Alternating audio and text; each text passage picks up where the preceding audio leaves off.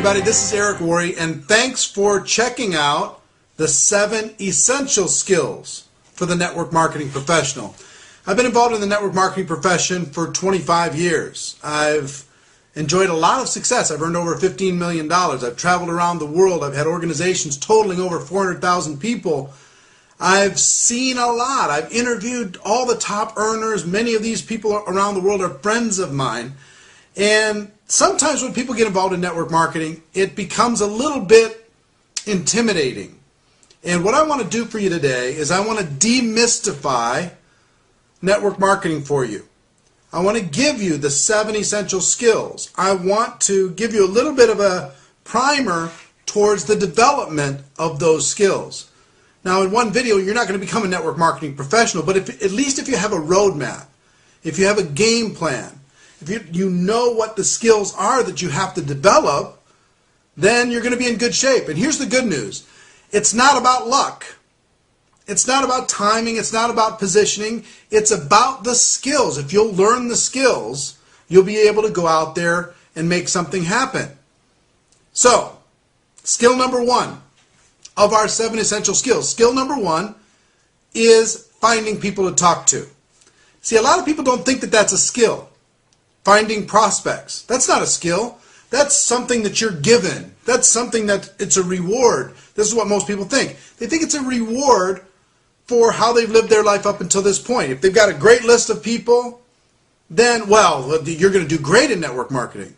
And if they have no list or a terrible list of people, then they have no shot of success in network marketing. See, when I first started off in network marketing, I was 23 years old. And I'd had 18 jobs prior to being, my 23rd birthday. 18 jobs. So think about my list. What was my list looking like? Bunch of $5 an hour people. And the people who were successful that I knew, they were rolling their eyes at me, wondering when I was going to figure my life out. So it never dawned on me that this was a skill.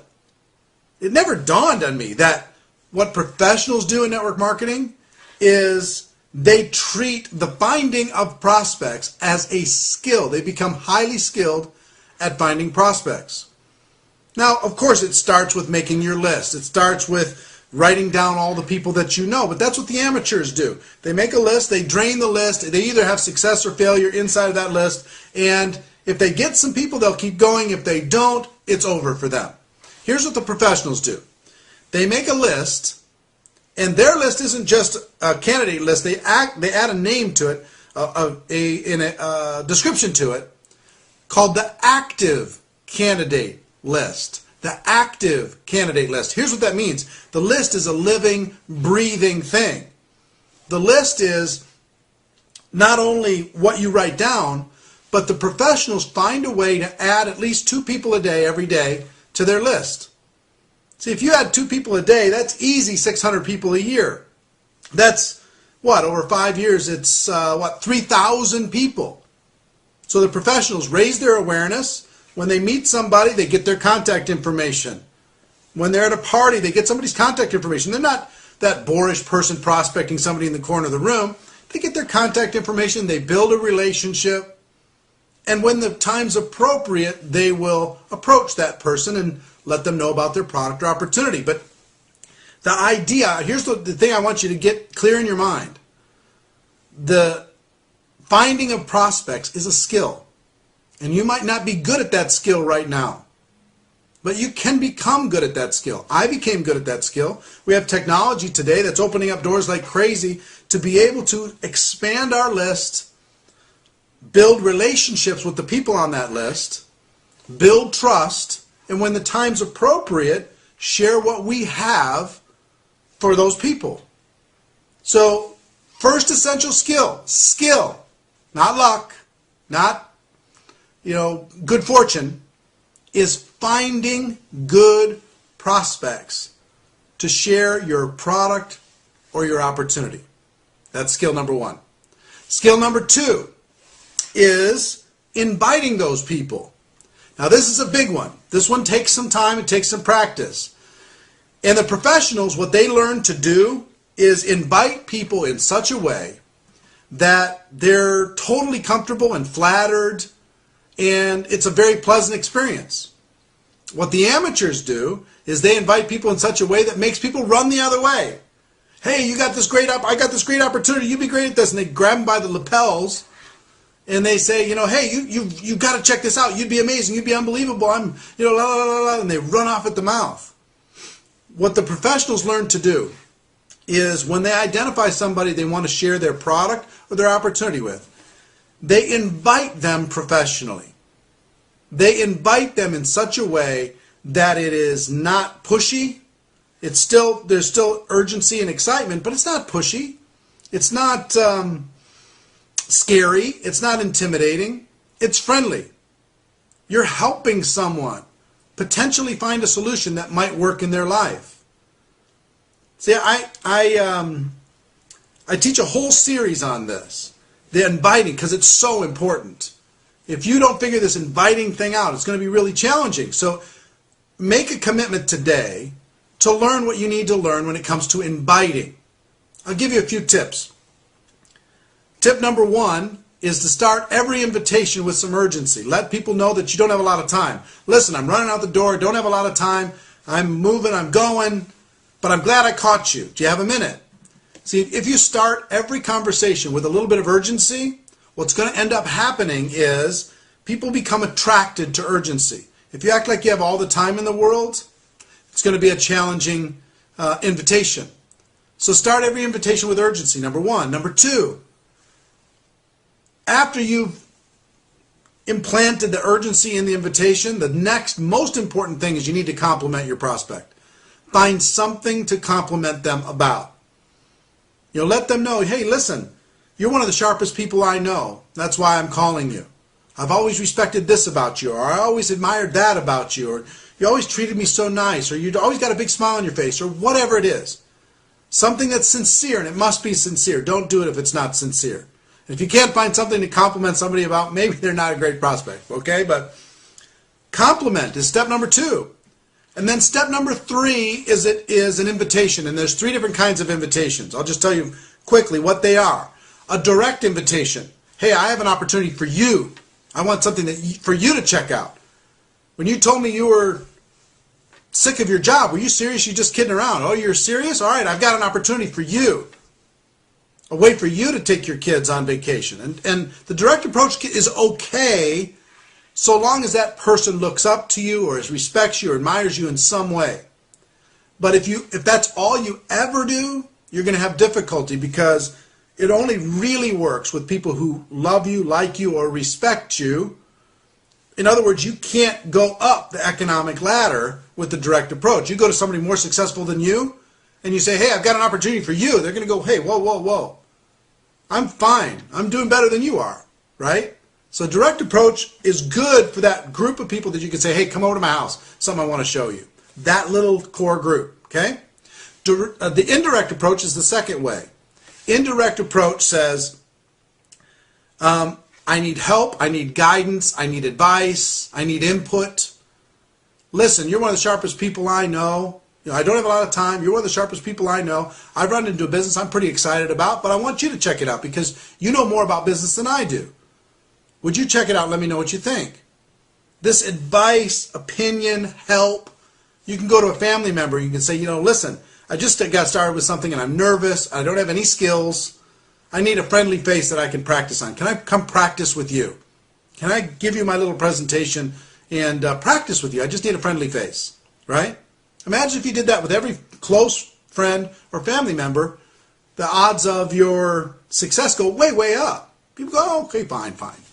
I'm happy to help, right? So the indirect approach, help, guidance, input, advice. And then the super indirect approach for the wildly successful people that you know, the super indirect approach says you're not a prospect. It's clear that you're not a prospect. You're way too successful for this. But I know that you know people. Who do you know that's ambitious, money motivated, would like to make a lot of money with a company that's expanding in this area? See, the super indirect approach, they'll say, well, I know some people, and in their mind they're thinking, well, maybe me. But their ego won't let them get there right away at the very beginning. So the super indirect approach for the very successful, people with high egos, high success, people up the economic ladder from you. So in the invitation, 1, you're in a hurry, some urgency. 2, the compliment. 3, make the invite. Direct, indirect, or super indirect. Number 4, I've learned that there are 2 things you're inviting people to. You're inviting people to an event of some sort, one-on-one, small group, big event, company event, local event, right? Some type of an event, or a tool, some sort of tool.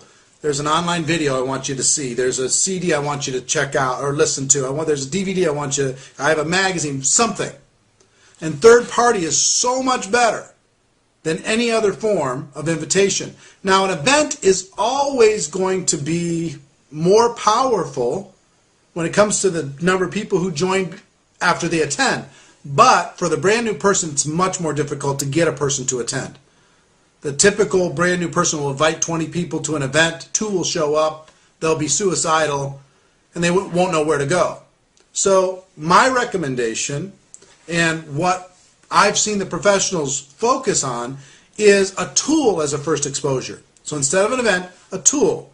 Being able to go to a person and say, look, I have this DVD. It explains it all better than I could. If I gave you this DVD, would you watch it? And wait for the answer. Simple as that. I've got this magazine. I've got this person I want to introduce you to. If I set up a little 3-way phone conversation, would you talk with them? Just if I would you is all you do. If I would you, and then you confirm that after they say yes, and they will.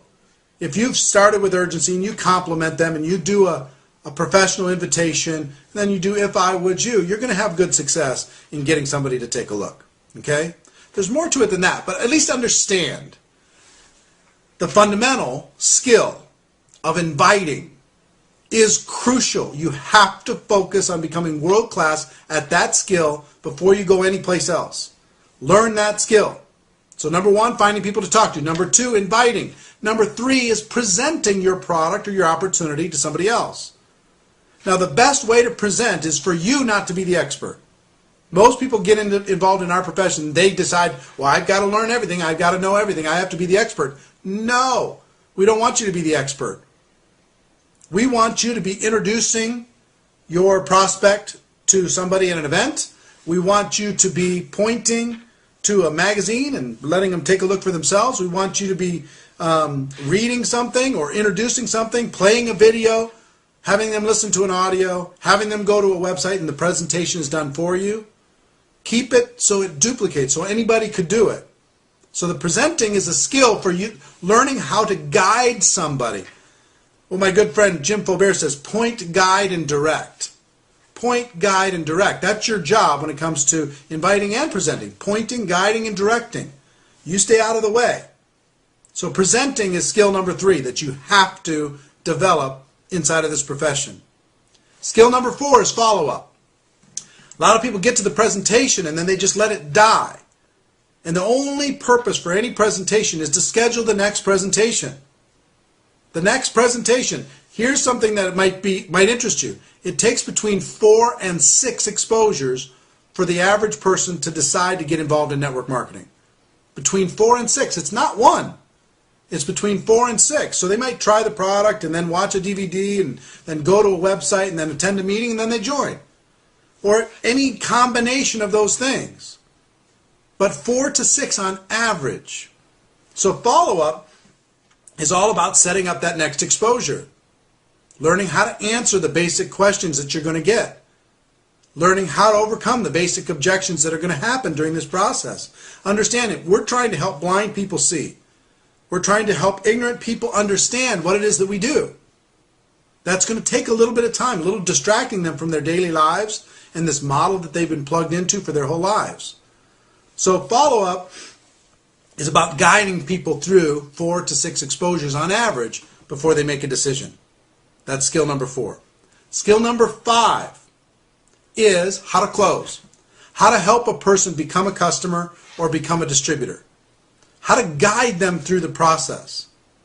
There's a number of things that you need to understand in this. It's a psychological process.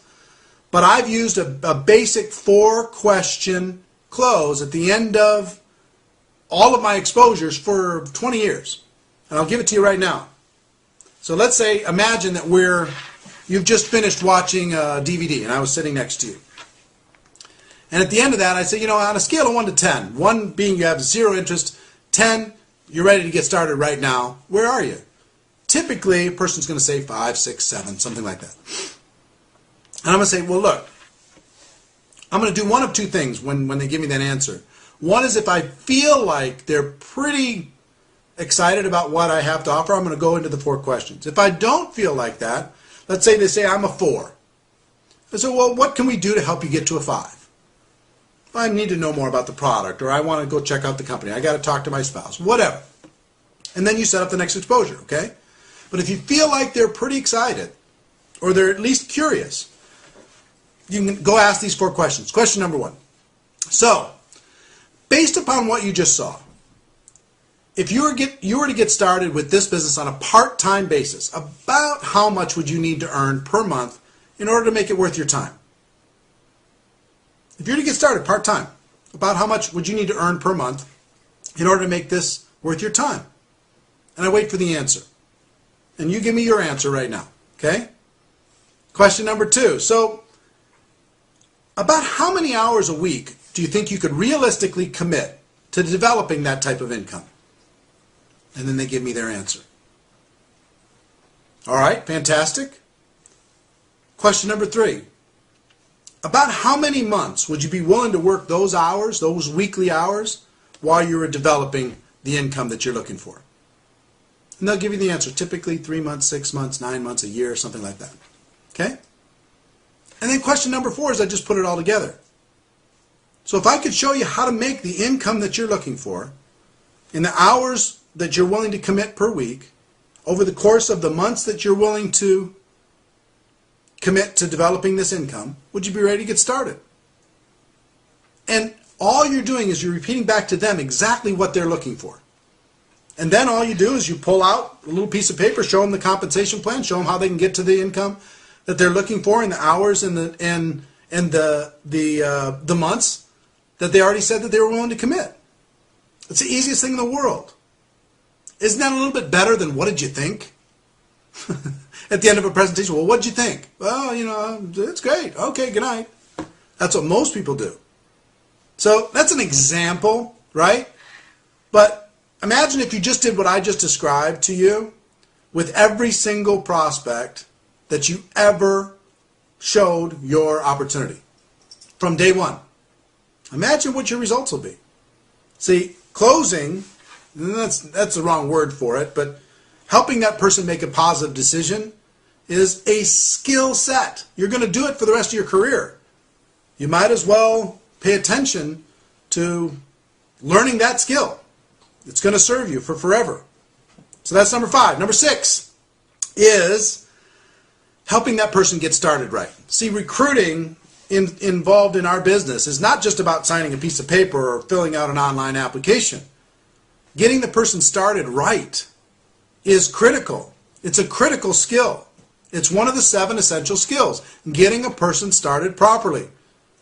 How to get them connected. How to get them using your products or services. How to get them with some very quick results. Because again, they're coming in and they're insecure. A little bit of results, a little bit of confidence boosting is going to help. Get them, build some relationships between you and them and the organization that you're involved with. Help them get over the line emotionally and decide to take this more long term. But getting a person started right is an absolute essential skill. So that's the 6, right? 1, finding people to talk to. 2, inviting. 3, presenting. 4, following up. 5, closing. 6, getting a person started right. Getting a person started fast. And number 7 skill is how to build for events. And it's what most people do is they invite to events. What the professionals do, what the people who make a living in network marketing do, is they build huge pushes and huge promotions from event to event to event. They learn the skill of getting people to attend events, getting butts in seats, getting people to see the bigger opportunity, see an event does what you can't do. They might argue with you, but they're not going to argue with the event.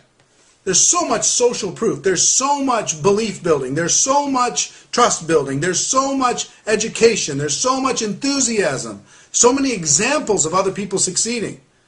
Getting people to attend events is vital. It is crucial. And it's a skill set. It's not something that just somebody figured out how to do. I had to develop the skill of getting people to attend events. And I found when I did that, it made everything else easy. Until I did that, everything else was hard. So, I hope this demystified it a little bit for you. If you understand, okay, there's just 7. What does it take to be a doctor? How many skills to be a doctor? How much knowledge? How much book learning? How much practice? How much internships? How much money? All of this massive barrier of entry to becoming a medical doctor. To becoming a world-class network marketing professional, there are 7 skills. And are any one of these 7 hard for you to develop? Are any of the 7 out of your reach? They're not. You can get there. I promise you. And when you get there, here's the great thing. The thing that I like more than anything else is I know these 7 skills. And I'm sure there's 7 skills in many other professions, but there's no cap to the amount of money that you can make with these 7 skills in network marketing. There's no cap. You get to make as much as you want, as you can imagine. The company will celebrate the fact of writing you $1 million check in a year. That's happened to me. I've gotten over $1 million in a year. The biggest month I ever had was $145,000 in commissions in 1 month. Think about that. On these 7 skills. Pretty powerful. Pretty amazing. So I hope you got value for this. And I do want to give you one other thing. Is there's an event coming up. An event I do once a year called Go Pro Recruiting Mastery. It's in Las Vegas. It's November 30th through December 2nd. It is 2.5 days focused on these 7 skills. 2.5 days with world-class presenters, $1 million earners. People come from all over the world to attend this event. Registration is just opened up for this event. You can get wild early bird prices to be able to register. If you can find a way to get to Vegas and we can meet face to face, I'd be happy to go through. Imagine instead of taking this short amount of time that we had, we could take 21 hours together and you can get these 7 skills locked down over the course of a weekend. I mean, you might want to consider investing in you. If you want to find out more about that, you're welcome to do so. You just click on the link below. That'll give you more information about the Go Pro Recruiting Mastery. It's going to sell out quickly, so I'd recommend that you act fast. If you can, clear your calendar for that weekend. Come in on Thursday night, you leave on Sunday afternoon, and hang out with us. It'll be a lot of fun. But regardless, whether or not you do that, I hope this short training video has given you some guidance. If you have a journal, write these 7 skills down and start committing to learning those 7 skills. It'll change everything for you, like it changed everything for me. So for now, that's our show. Ladies and gentlemen, my wish for you is that you decide to become a network marketing professional. You decide to go pro, because it is a stone cold fact that we have a better way. Now let's go tell the world. Everybody have a great day. Hope you enjoyed this. Share it with your friends, share it with your group, and we'll see you next time. Take care. Bye-bye.